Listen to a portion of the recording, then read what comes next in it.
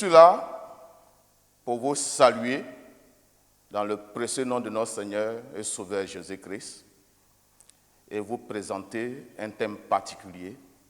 Nous traitons en ce jour un thème, les plaies missionnaires, tiré du livre d'Exode. Pour entrer dans le vif du sujet, nous prions. Seigneur, nous voulons bénir ton nom et t'élever en dignité de ce que ce matin tu nous permets de nous présenter et de te présenter au monde entier. Merci de bénir ce moment et permettre que notre voix apparaisse comme un instrument en tes mains pour bénir le monde entier. Nous te le demandons au nom de Jésus-Christ. Comme je le disais tantôt, le texte est tiré du livre d'Exode. Exode, chapitre 4, jusqu'au chapitre 21. Mais c'est juste des éléments essentiels que nous vous présentons. Le premier élément se trouve au chapitre 5, les versets 1 à 4, et que nous lisons. Moïse et Aaron se rendirent aussitôt auprès de Pharaon et lui dirent, ainsi parle l'Éternel, le Dieu d'Israël, laisse aller mon peuple pour qu'il célèbre au désert une fête en mon honneur. Pharaon répondit, qui est l'Éternel, pour que j'obéisse à sa voix, en laissant aller Israël. Je ne connais point l'Éternel, et je ne laisserai point aller Israël. Il dit, le Dieu des Hébreux nous a apparu. Permets-nous de faire 3 journées de marche dans le désert. Et le roi d'Égypte leur dit, Moïse et Aaron, pourquoi détournez-vous le peuple de son ouvrage? Allez à vos travaux. Le chapitre 7, versets 1 à 5, donne l'information suivante. L'Éternel dit à Moïse, vois, je te fais Dieu pour Pharaon, et Aaron, ton frère, sera ton prophète. Toi, tu diras tout ce que je t'ordonnerai. Et Aaron, ton frère, parlera à Pharaon pour qu'il leur laisse aller les enfants d'Israël hors de son pays. Et moi, j'endurcirai le cœur de Pharaon, et je multiplierai mes signes et mes miracles dans le pays d'Égypte. Pharaon ne vous écoutera point. Je mettrai ma main sur l'Égypte et je ferai sortir du pays d'Égypte mes armées, mon peuple, les enfants d'Israël, par de grands jugements. Les Égyptiens connaîtront que je suis l'Éternel lorsque j'étendrai ma main sur l'Égypte et que je ferai sortir du milieu d'eux les enfants d'Israël, que nous retrouverons à Exode chapitre 7, versets 1 à 5. Le résultat de cette intervention miraculeuse se trouve dans Exode chapitre 12, versets 37 à 42, que nous résumons à ce point. Les enfants d'Israël partirent alors de Ramsès pour Sukkot, au nombre d'environ 600 000 hommes de pied, sans les enfants. Une multitude de gens de toute espèce montaient avec eux. Ils avaient aussi des troupeaux considérables de brebis et de bœufs. Voici ce verset dernier qui présente pour nous le verset de méditation. Ce verset de méditation montre que lorsque un peuple est dans la fournaise ardente et que Dieu décide de le sortir de l'esclavage, Dieu décide de le sortir des difficultés, il y a un résultat. Le résultat, c'est que ceux à qui la prophétie est destinée, quand ils sortent, d'autres personnes les accompagnent. Il y a un résultat pour le monde entier. Il y a un résultat pour les enfants de Dieu eux-mêmes, ceux qu'il a pris sous son aile par alliance, mais ceux qui voient les signes se manifester comprennent que quelque part, il y a un Dieu puissant qui renverse les temps. Comment Dieu va opérer la délivrance d'Israël? Il va le faire en répondant à Pharaon. Quand Aaron a présenté la situation, Pharaon s'est écrié.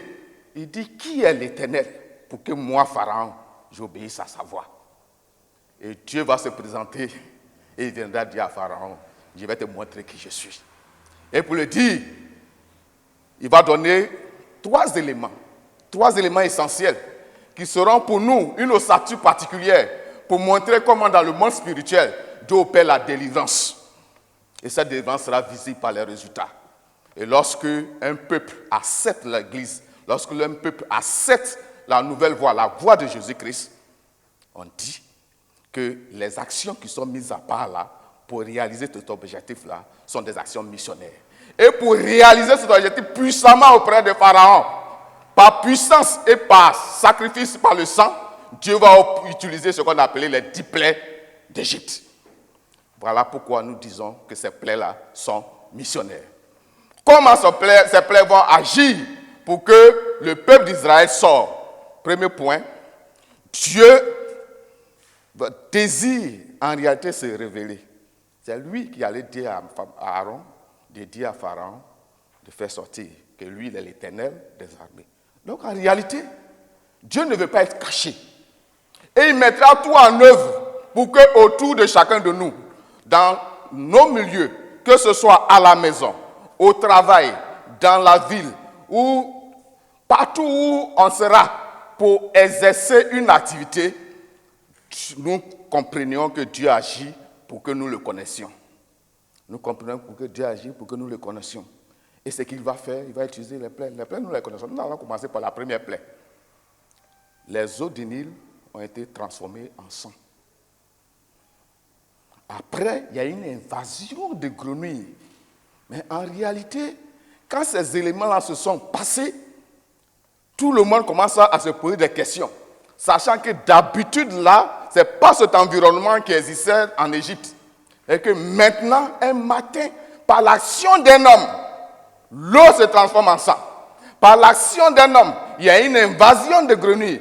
Par l'action d'un homme, il y a des mouches qui viennent de partout. Par l'action d'un homme, les ténèbres s'installent en plein midi. Par l'action d'un homme, des morts en grand nombre, etc. Au nombre de 10. Et quand ces choses-là se passent, il y a un questionnement qui s'opère au niveau de chacun de nous. Qui est ce Dieu-là? Qui est-ce qui fait ça? Dieu désire se révéler. Premier point. Deuxième point. Dieu exerce son jugement en réalité contre de faux dieux. Comment se fait le jugement? Le peuple d'Égypte est un peuple polythéiste.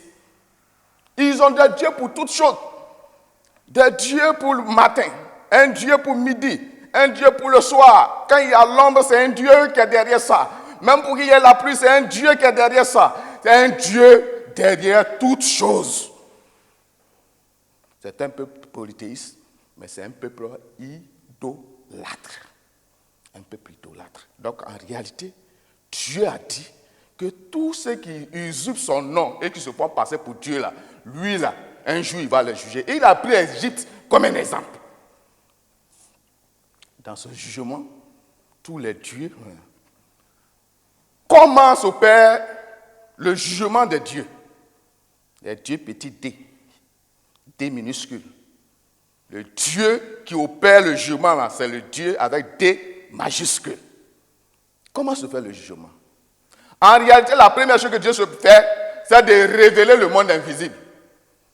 Quand il transforme l'eau de Nil en sang, c'est en réalité le seul fait d'accepter, d'adorer le Nil là. Dans le monde invisible, les Égyptiens sont dans un environnement d'abomination et de puanteur. Les yeux voient de l'eau, mais l'aspect spirituel, c'est un environnement rempli de sang, un environnement de sacrifice. Et une information a été donnée quand Moïse devait naître. Le pharaon a donné information que les enfants d'un certain âge soient tués, jetés dans le Nil. En réalité, c'est un sacrifice qui a été offert. Et ce sacrifice-là, quand c'est offert, on voit l'eau, mais dans le monde spirituel, c'est le sang qui est là. Ainsi de suite. Et c'est ce que Dieu a voulu montrer. Qu'au travers des plaies de l'Égypte, là, le monde idolâtre exerce une influence néfaste sur les créatures humaines que nous sommes. D'où la transformation de l'eau en sang, d'où l'envahissement des mouches, d'où l'envahissement des grenouilles, d'où l'envahissement, la mort des vaches, ainsi de suite, ainsi de suite, ainsi de suite. Voici l'environnement dans lequel se trouvait ce peuple-là. Et Dieu a décidé de mettre un terme à cela. Le troisième point, pour avancer dans la délivrance, c'est la manifestation de l'amour de Dieu.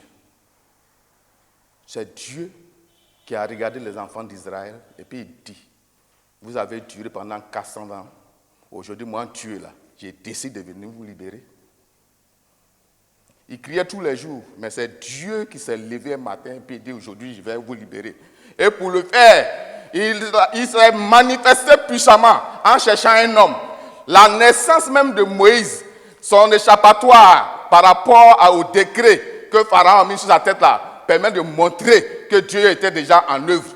Personne ne savait que cet enfant-là allait être un instrument favorable entre les mains de Dieu pour créer, pour réaliser un objectif puissant dans le monde. Dieu l'a fait par amour. Dieu l'a fait par amour. Dieu l'a fait par amour. Voilà pourquoi. Peu importe la situation dans laquelle tu te trouves, peu importe l'environnement dans lequel tu es, femme de prostitution, tu es devenu un matelas pour tous les hommes. Ton environnement traditionnel fait que rien ne change dans ta vie. Tu ne progresses pas. Femme de mariage, mais ton ventre est un ventre stérile. Parce qu'en réalité, l'atmosphère familiale est polluée par la divinité familiale. L'atmosphère familiale est polluée par la divinité tribale. L'atmosphère familiale est polluée par la divinité de la région entière. Sûrement que les parents en quête d'enfants ont décidé d'aller s'adresser à un fleuve, à un arbre, vous pouvez imaginer tout ce qui peut exister. C'est à vous que ce message est adressé. Vous qui avez une désespérance, vous qui avez l'impression que l'horizon est bouché, je suis venu vous dire que Dieu est debout pour vous et son cœur d'amour est prêt pour vous sortir de là.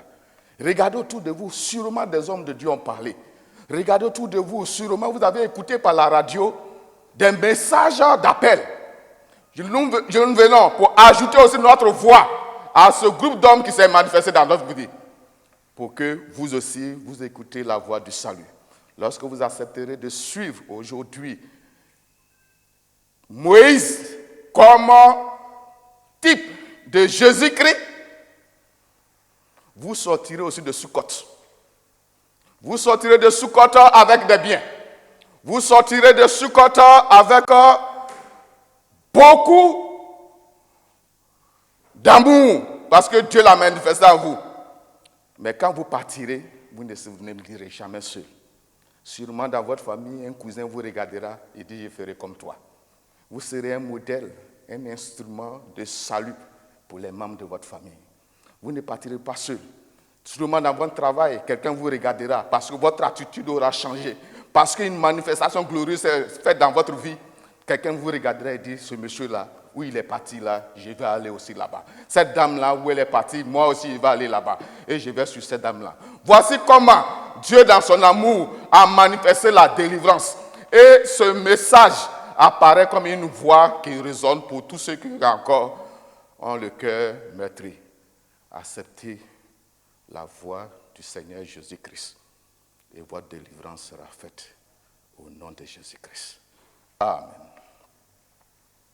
Bien-aimés de Dieu, nous sommes là, nous avons parlé, vous avez entendu, mais il y a une action à poser. Les Égyptiens, comme les Israélites, quand ils ont entendu la voix, ils se sont manifestés. Face à l'action, il y a eu une réaction. La réaction, c'est qu'aujourd'hui, ne tardez pas.